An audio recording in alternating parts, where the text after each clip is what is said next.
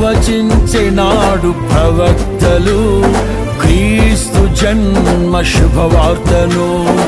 ఆశించినాడు కన్యలు ప్రభువుకు జన్మనివ్వాలని.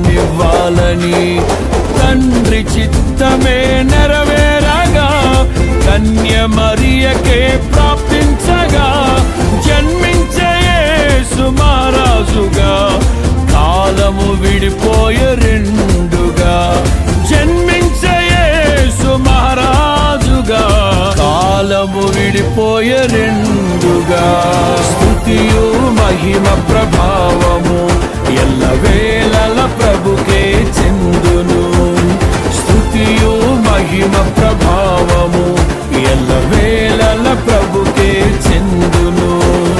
రక్షకుని జన్మస్థలమా యూదయ బెత్లెహేమా, ఆరాధనలకు ఆరంభమా హృదయార్పణలకు నివాసమా.